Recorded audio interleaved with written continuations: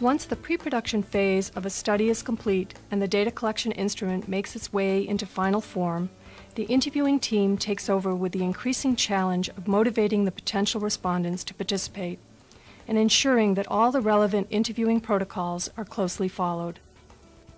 For the next decades, what kinds of problems, I really don't know, but I assume response rate may continue to be a problem.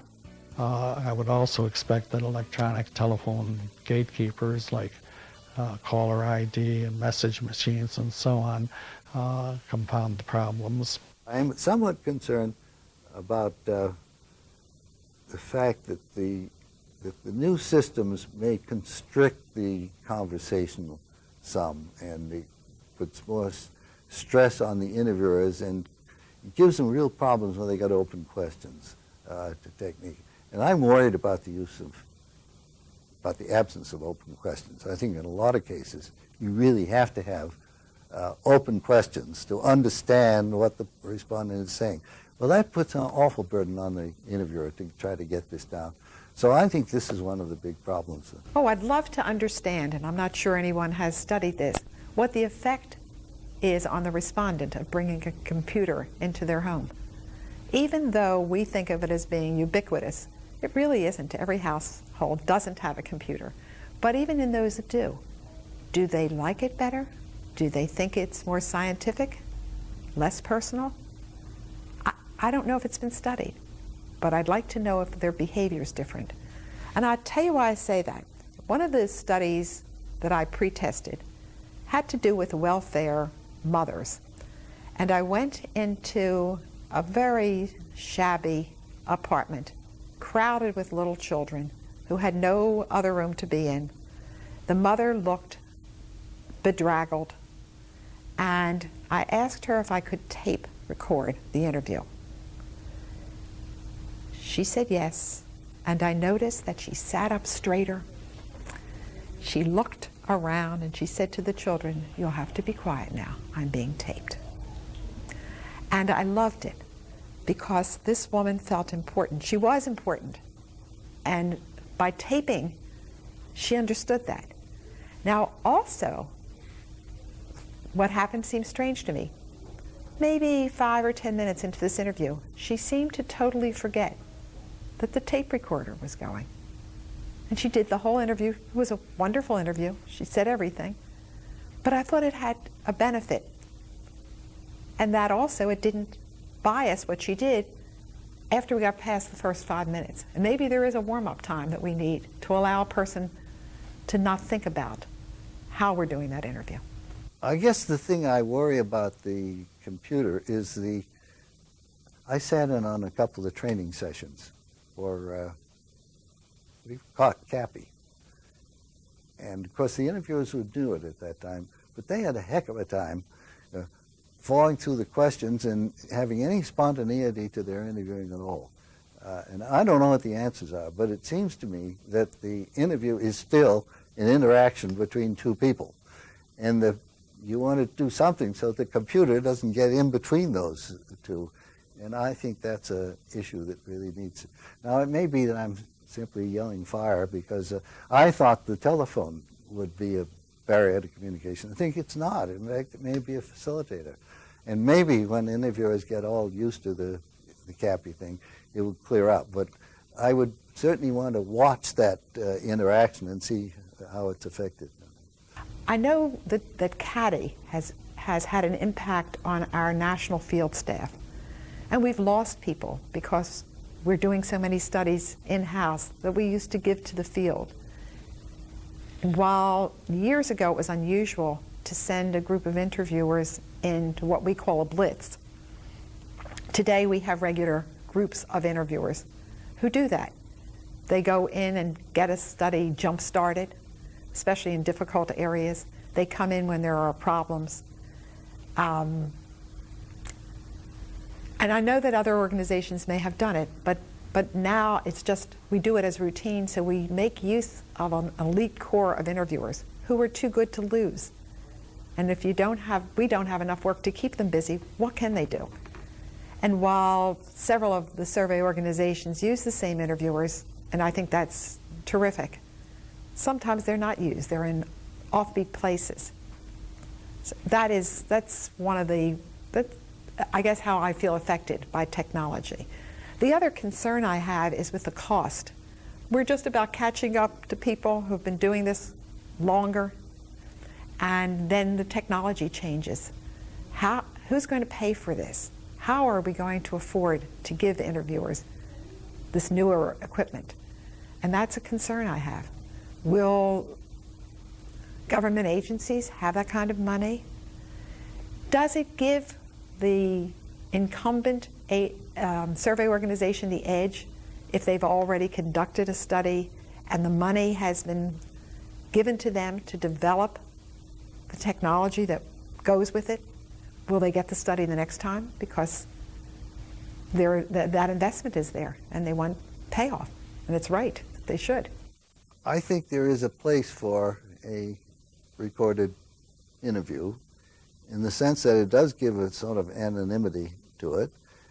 And I would think that what we would do is, even when we take a machine into the homes of people, we would set it up so that at least some of these we could ask them the questions. They could code a yes, no, or a 5-point scale or what have you.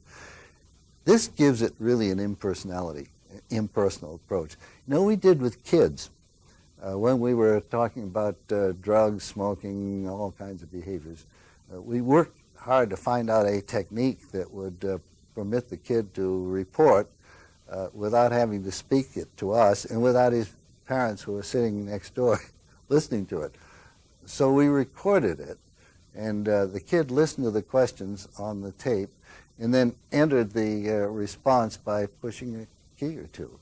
And I think we got really much better data from that process because the kid knew that nobody else heard it, that it's anonymous, and it was really very good. Now, I think the interviewer, there was one study, the interviewers did this several years ago in Scotland, where they were talking about whiskey drinking.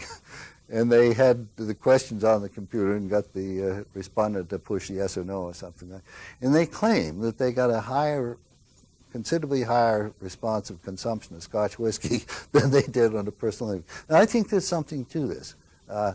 When we did our methodological stuff on hospitalizations and reasons for hospitalizations, it was clear, since we knew what they were there for, if you compare what they said and what the record said, there's a very clear set of questions that the respondents just weren't giving you the correct information on. The things that would be embarrassing, socially undesirable, gynecological problems, mental problems, things of this sort, people just don't want to talk about. Now, I would venture to say that if you could set this up so that respondents could answer us confidentially, that reporting validity would pick up significantly. So I think that's a real possibility. I'm not sure you want to do it, they would want to do it by having the whole thing done on tape. But to have an interviewer there carrying it through to the point where you want to ask these and then say, well, here are some questions, you might want to do this, just push here, there, and so forth. I think that would be a possible and a good use of the computer. The unique contributions that interviewers make to the data collection process, from my point of view, are three. First, they enlist cooperation, of course, and their ability to actually to individualize the reasons why a particular survey project is worthwhile and why someone should want to contribute to that is certainly one of the greatest strengths of interviewers, one of their most important roles in the survey research process. Second kind of thing that interviewers do is that they motivate respondents. That in addition to just getting them to say yes, that they are the ones who set the role expectations for what a respondent is supposed to do. I mentioned earlier that one of the early studies that I did that I'm convinced is still right is that interviewers who had certain kinds of expectations, for example, who said they were very concerned about accuracy, actually communicated the importance of accuracy to respondents, and in turn were able to they got a more accurate data out of the interview process. In turn, some interviewers we could identify who emphasized speed and getting through interviews as quickly as possible. And in fact, they A, had quicker interviews, and B, they got less data. And we can document that the way the interviewer approaches the task and sets up the interaction and the goals in the interview itself affects the quality of data. And that's another important role. And then the last thing, of course, is an interviewer's probe. And they listen to answers, they make a judgment about whether the answer is actually an answer to the question, and then they help respondents get adequate answers. And those are things that computers are going to have a hard time doing. And I think those are things that is very important that we train interviewers in. And I think there's a real temptation, given the emphasis on the computer, to downplay those and not spend as much time on those aspects of the uniquely important characteristics that interviewers bring to the data collection process. And instead to just emphasize on, and everybody's always had this tendency to emphasize, well, if you can get the box checked, if you can get it, if you can get the data, then you've done your job, and we maybe don't care how we got it as long as we go on to the next screen. So I think there's more than ever. Well, actually, there are two ways in which I think interviewers more than ever need an advocate and need emphasis. One is the role of the computer, the importance of computer assistance these days, and the push to maybe make training in computer skills more important than training in the interviewing skills and supervision as well. And second, in some ways, I think one of the biggest challenges in survey research at the moment is enlisting cooperation. And for sure, that's a role in which interviewers are really just central to the whole survey process. The impact of the technology, I think it's marvelous that we have it. But I'm concerned about what the interviewer is supposed to be doing when we turn more and more of the tasks over to the respondent. And I have a thought about what we've done in the past when there were lengthy self-administered questionnaires for respondents to complete. At a pre-test debriefing, we learned that the interviewers were extremely uncomfortable when they didn't have a task at hand. And one person said, well, I think I'll bring my knitting. Oh, you can imagine how what I thought of that. And another one said, I think I'll just bring a paperback. I can always get a little cover I can put on it. So we thought a lot about this and decided that what we were going to do was have a section in an interviewer's manual, the one for that study, that was devoted to activities for the interviewer. So the respondent could clearly see that it was the interviewer's instruction manual, and she could mention that when she was doing the interview. And I say she, they were all female interviewers on that study. And it was a study of parent-teen communication. So we had to interview both a mother and a child. And this section had in it puzzles, word games that applied to survey research and to the manual itself, so that we knew they had to read it. That is the material in the manual. And on a couple of pages, we listed all the terms that are used in survey research, and another few pages had anagrams, making use of these words, crossword puzzles, mazes where they reach the respondent by following the listing area arrows. But that was teaching them, keeping them involved, and it standardized how they were spending this downtime. That vacuum made them just feel as if they weren't doing their job. And that worked very well. I think that there probably more thought should go into that. There are two trends that are very apparent that clearly could impinge on the interviewers a lot.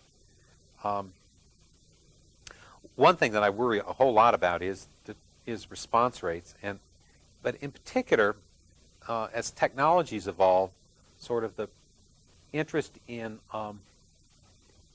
using data collection strategies that may not actually get at the whole population that you want to describe very well.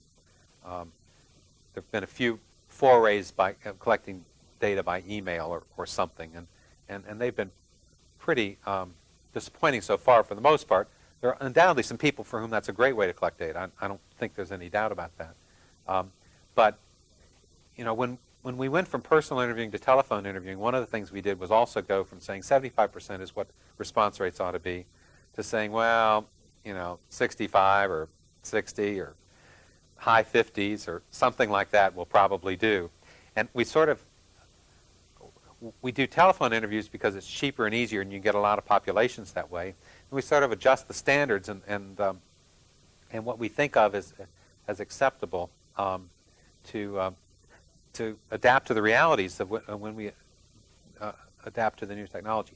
I don't know whether I think the push to try to collect data without interviewers will be high. I think there'll be a lot of efforts to try to find ways to collect data without interviewer involvement. There are already tape recorded or audio CASI approaches where a person isn't really talking to an interviewer but is talking to a computer or a pre-recorded voice or something. I'm confident that people will keep pushing those. And clearly one of the things we'll want to do is to sort out when do you really need an interviewer and when are there other things to do. But I think there'll be pressure because of costs and because there is out there that loves technology to use the technological solution and to prefer that to interviewers. And my guess is that that'll be a mistake in some situations. And one of our challenges will be to figure out when interviewers are essential and can really do the job better, and when we can do it some other way, and that'll make sense too. So I'm sure that that's one of the things we're going to work on. Well, I don't think interviewing as we know it is going to disappear, because there are many kinds of research where the interviewer is still essential, and not merely for getting in the door and persuading and answering respondents' questions and establishing legitimacy of the survey. But there are certain kinds of topics where you need a lot of guidance, and almost anything that has a roster in it probably needs an interviewer to help the respondent through it. So I think the interviewer there will be less work for the interviewer. There will be more cases where the interviewer brings the technology and is quiet during the interview, but the interviewer will certainly still be there into the foreseeable future. But I think we'll probably have more debates on the topic of how much and under what circumstances do you want an interviewer actually involved in the data collection rather than as a delivery mechanism. I think that those will be good debates, and it won't always come out that having the interviewer is the best answer, but there will be plenty of work for interviewers in the future. I think that now surveys are much more accepted, but I have a feeling they may be more trivialized now because everyone is doing a survey, and that would create some issues of getting respondents to take you seriously and to give a lot of thought and care to the kind of questions you raise. Finally, our respondents recollect memorable stories and share their insights. Many, many years ago, we did a methodological study of young women, and we tried an experiment. There wasn't a lot of money, where the interviewer was told that at the first house she would give a $1 bill. This was only a screening, so all they had to do was find out who lived in the household. The next one, she would have a card that was made out saying what size and color of pantyhose we were going to send the household. And the next one had nothing. And the interviewers went out, and then they came back, and we talked about this, and how did they feel? Well, the interviewers who worked in areas they perceived as being in a higher economic strata couldn't give out those incentives. They couldn't give out the $1, and they couldn't give out the pantyhose offer, so they were giving nothing. The interviewers who worked in the poorer areas thought everyone should get $1. So we learned that we couldn't control what they're going to do, but that those interviewers who benefited from having the incentive, well, then when we did the study, we told them they could do whatever they wanted. And it worked fine, because the interviewer was doing what she felt comfortable doing. And I think that when we ask people to give us a lot of their time, some of our interviews are hours long on the telephone, I think we should be doing something for them. That may not be why they agree, but it certainly helps. And I would prefer to give it to everybody rather than give it as a refusal conversion tactic. I think that's unfair to all those people who made our lives easier by agreeing initially. Surveys were very very new in those days, and you really, I've forgotten this, but on most surveys, we would have problems of somebody saying, as they did during the war, I don't want to talk about this. This is not safe to talk about. I remember when we did a survey of a pretest of the Federal Reserve study over in Detroit, we had interviewers going in. Jack Lansing, who was one of the study directors at that point, went along to take some interviews. Incidentally, it always was that the study director took interviews in the pretest by law. Jack went to a household to talk to people, and they seemed very reluctant to talk, but they did talk some. And then when Jack came out the door, there was a police car waiting for him. And they said, come down to the police station with us. And said, what's this all about? And said, well, these have complained that you're asking questions that maybe you shouldn't be asking. So the police called me and said, do you know Jack Lansing? And I had all I could do say, no, I never heard of him. but I said, sure. So they told us what happened. And they said, well, we will clear him then, that's all right. And I said, well, wait a minute. I think you should go back to the people and tell them that this was okay and that this was a legitimate undertaking. So they cleared that, but we had quite a number of those. Let me think about the challenges of working in the field area first. Working in impoverished neighborhoods, the concern for safety, the interviewer's safety, the concern for what we were doing to respondents when we came into their lives and into their homes. Keeping a staff motivated, finding male interviewers where it would have been more appropriate to have them, which is still a great challenge. Getting good bilingual interviewers who don't become discouraged by refusals at the door. Matching interviewers with areas in which they'll be comfortable. Subject matter, we studied fertility-related issues early on, and interviewers were clearly uncomfortable asking those questions. We're going back a long time when you didn't hear about Clinton's escapades every day, so that these were new topics. And the interviewers, for the most part back then, were housewives who thought that they were going to do this for a few hours a day when their children were in school. They had that mistaken impression that I too had. And to train them, to desensitize them when we had them saying all of the words out loud, and to keep them going. There's one major one that was methodological, and that's money. Costs are still, but they were a fantastic problem in those days because people just weren't used to paying money for surveys. I would say, by the way, that our cost estimates for the survey of consumer finances, about an hour interview with a lot of open questions, was about, I'm remembering, about $15 an interview on a probability sample. Then it went up to 20, and as it started up from that, George Katona came into my office, sat down and said, we're going out of business. If this goes up another $1, we're just going to have to quit. That's all there is to it. Now, how are you going to cut down?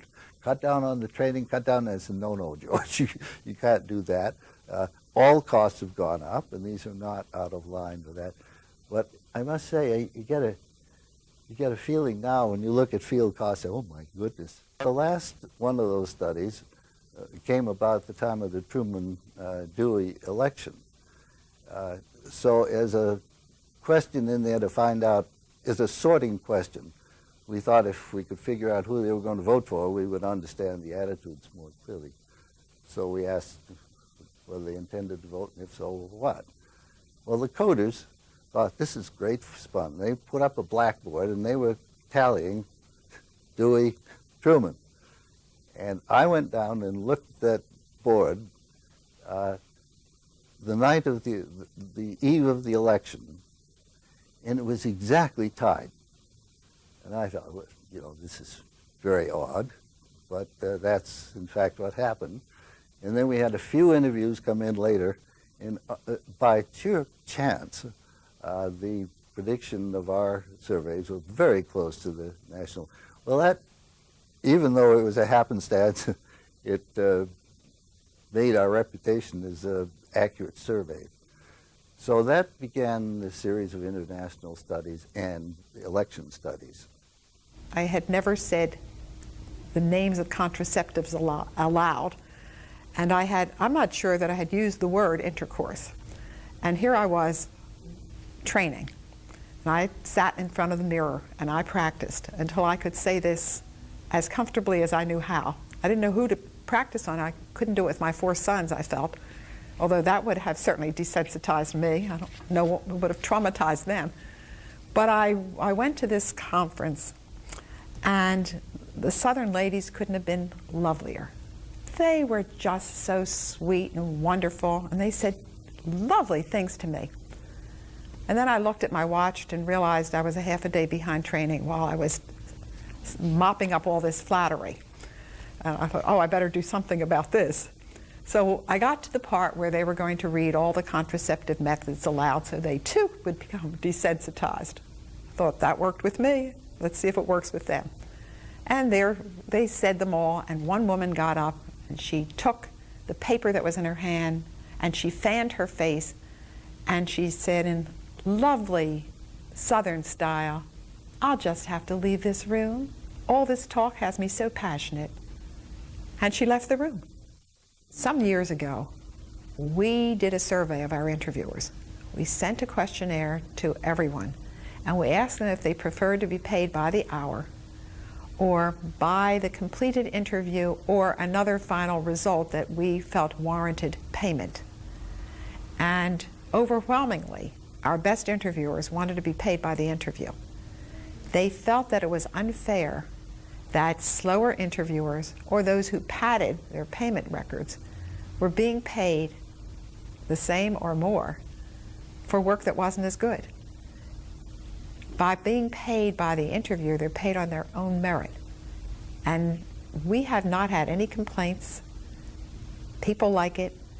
When I budget, and I do the budget for the field, I calculate on an hourly basis and mileage so that they are getting a fair payment. And if they conduct the interview as it should be, they'll come out feeling really good about it. On the other hand, we make exceptions. If we ask people to travel beyond 50 miles, or we ask something of them, or to go back for refusals, we pay them more. But they know that up front.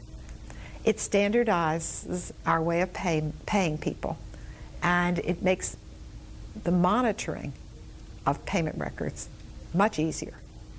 And I believe it keeps people honest, especially if it's coupled with strict validation procedures. I guess the last thing I'd say is, I think that there's probably going to be there is now, and I think there'll continue to be a need for survey methodologists, if anybody's thinking about being one. In my own experience, which, as I mentioned before, my career has really been working with people who are experts in other fields, in crime, in health-related things, in transportation, in Jewish population studies, and aging, who know a lot about fields, but who need the help of someone to figure out how to collect data. And I think more and more people are appreciating that important research that addresses real population problems needs to be a team effort. That the notion that any one person will have all the skills and background to do all the things that need doing for a complex, worthwhile project, that just doesn't happen very often. And just as you need someone who may be a good statistician to help with certain analytic tasks, that there's also a need for someone who specializes in the methodologies that constitute survey research. And I think of a survey as really, the data collection part is really a melding of three methodologies, each of which has its own literature. There's a sampling methodology and a question design methodology and a data collection thing, which has interviewers in there somewhere. And you can do it different ways, but there are not very many people who know all that stuff. And I think increasingly, and it's going to be a growing trend, that people need to know, will need to have someone who really is thoroughly immersed in the methodological literature and who has practical experience in those issues in order to do high-quality research. And I think that there will be a growing role. I don't know how many of those folks we need, but we need more than we do now. We have now, and I think that's a real opportunity for anyone who likes that sort of thing. There are many sessions now that sound just like the sessions 20 years ago. And I think that's because many of those problems will always be with us, whether they are how to design a questionnaire best, or how to recruit interviewers, or where to recruit interviewers from, or convert non-respondents. Those problems were there probably 50 years ago, and they'll probably be there 50 years in the future. They were perpetual problems. And I'm not sure...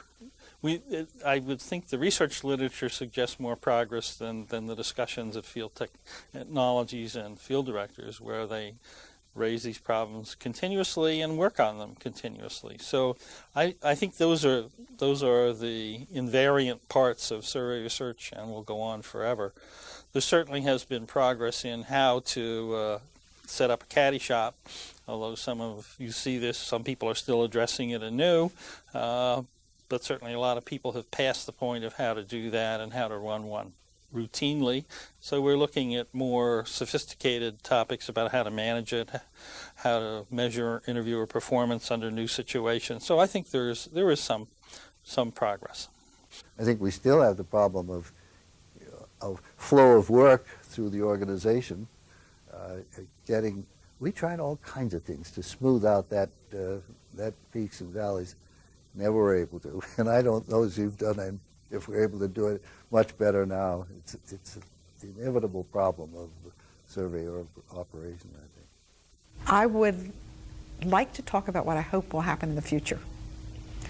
And one of those things is that with our great technology, that all of those Bill Gates who are in our field will come up with a way to simultaneously translate into other languages an instrument that's being programmed in English. As we have more and more people coming into our population, we should be interviewing them. They shouldn't be excluded from our studies. Currently, we're doing a study in English, Spanish, and Haitian Creole. And to find a person or people who could do the Haitian Creole nearby and have it double-checked and to make sure that it works. Even if the first attempt wasn't perfect, if we had those other language drafts to start out with, I think that would be a major step forward. Perhaps others are doing it, but I think teleconferencing would be great too. I'd like a client to have the ability to have a presence at every training conference. I think it lends importance to a study. Interviewers hear from the person who's created the study what it's about, why it matters. And clients aren't always available to go to training conferences, but they could, and they could answer questions from the group. So I'd like to see that happen. I'd like to see more people, I'd like to see more bilingual people come into this field. I mean inside as well as outside. I don't know if we're not doing a good enough job of recruiting or if we're not saying the right thing, but I think we could use more of those people with those skills. And I'm not only talking about Spanish, English, which has become easier over the years. I think that we should never minimize the importance of an interviewer. I don't care how sophisticated the technology becomes. If that interviewer can't get into that door and get the screening information, we're not going to have an interview. Doesn't matter whether it's pen, paper, pencil, whatever it is. We have to get in the door. Maybe we don't spend enough time with that. We try at training, but again, we're limited by the budget and we have to assign priorities. But I think that should be one of them. We have wonderful coordinators who have close contact with the interviewers, and they provide that. They're great examples for the interviewers because they were interviewers, and they rose through the ranks, and we'd like to see more of that happen. You know, when Angus was directing the field operation, the center, he had a firm policy that all new assistant study directors came in would have to spend several weeks in the field interviewing, so they would learn about the problems. And on every pretest, the study director and assistant study director had to go out and take interviews. It was great stuff, and that's gone by the board. It's too bad. It's increasing the gap between the research.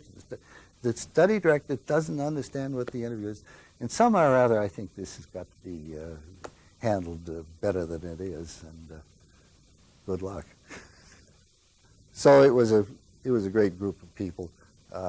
It was a small organization at that time, and it was less bureaucratic than because of size. So it was a really this kind of an operation.